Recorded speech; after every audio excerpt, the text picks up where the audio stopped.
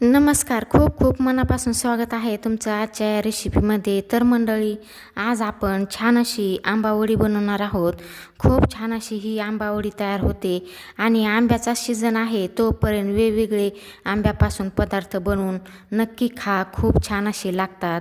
चला तर मग रेसिपीला सुरुवात करूया. तर सर्वप्रथम इथे मी गॅसवर कढई ठेवलेली आहे. कढई थोडीशी तापली की त्यामध्ये आपल्याला 1 वाटी डेसिकेटेड कोकोनट टाकायचं आहे. तर इथे मी 1 वाटीचं प्रमाण घेतलेलं आहे. तुम्हाला जर जास्त बनवायचं असेल तर इथे तुम्ही दुप्पट तिप्पट प्रमाण घेऊ शकता. आणि त्यामध्येच 1 वाटी मी आंब्याचा गर टाकलेला आहे. हा गर मी मिक्सरच्या भांड्यामध्ये फिरवून घेतलेला आहे.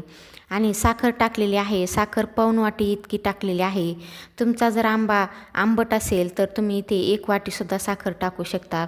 तर 1 लिटर दुधावरची साय इथे मी घेतलेली आहे. ती सायसुद्धा मी इथे टाकलेली आहे. आता हे सगळं आपल्याला सारखं हलवत राहायचं आहे. इथे छान असं आपलं मिश्रण एकजीव झालेलं आहे. सारखं आपल्याला मिश्रण ढवळत राहायचं आहे.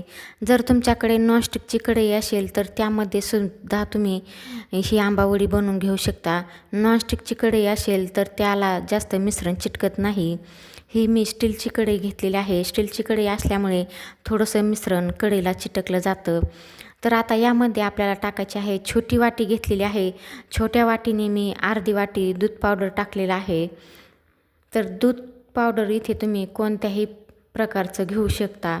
आता दूध पावडर छान असं यामध्ये मिक्स करून घेऊ. तर इथे पाहू शकता दूध पावडरचे कुठेही तुम्हाला यामध्ये गाठ दिसणार नाही.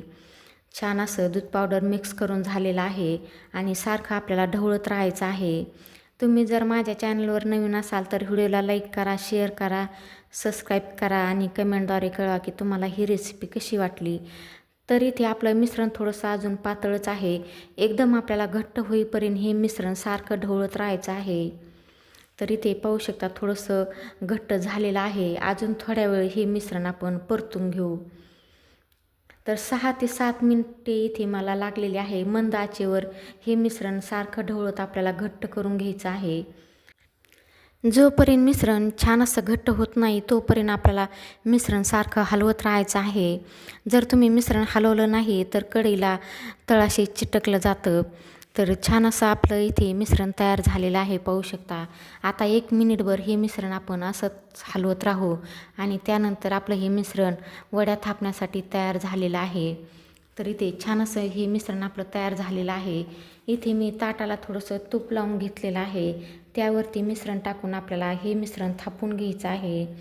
तर तुम्ही उलथण्याच्या किंवा वाटीच्या साहाय्याने हे मिश्रण थापून घ्यायचं आहे.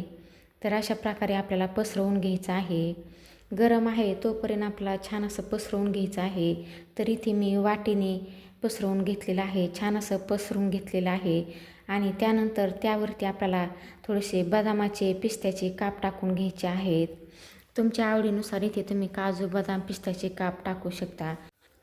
तर इथे काजू, बदाम, पिस्त्याचे काप आपले टाकून झालेले आहेत. थोडेसे उलथण्याच्या मदतीने दाबून घेऊ. तर इथे पाहू शकता अशा प्रकारे आपल्याला हे काजू, बदामाचे काप दाबून घ्यायचे आहेत. तर छान अशी आपली इथे आंबावडी ही तयार झालेली आहे. 2 ते 3 तासानंतर ही आंबावडी आपण कट करू. तर 2-3 तासानंतर तुम्हाला मी इथे कट करून दाखवते. पाहू शकता छान अशी कटसुद्धा होती. तर तुम्ही तुमच्या आवडीनुसार इथे कट करून घेऊ शकता. तुम्हाला ज्या आकारामध्ये वडी आवडत आहे त्या आकारामध्ये तुम्ही वडी कट करून घेऊ शकता. तर इथे मी चौकोन आकारामध्ये वडी छान अशी कट करून घेतलेली आहे. पाहू शकता छान अशी झालेली आहे. आता इथे मी तुम्हाला वडी काढूनसुद्धा दाखवते. पाहू शकता छान अशी निघत आहे आणि छान अशी झालेली आहे.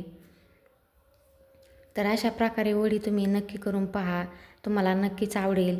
आणि तुम्हाला जर डेसिकेटेड कोकोनटपासून वडी बनवायची नसेल तर इथे तुम्ही ओला नारळसुद्धा घेऊ शकता. ओल्या नारळापासूनसुद्धा ही वडी खूप छान अशी तयार होते. तर इथे पाहू शकता छान अशी आपली ही वडी तयार झालेली आहे. चला तर मग पुन्हा भेटूया पुढील एका अशाच रेसिपीमध्ये.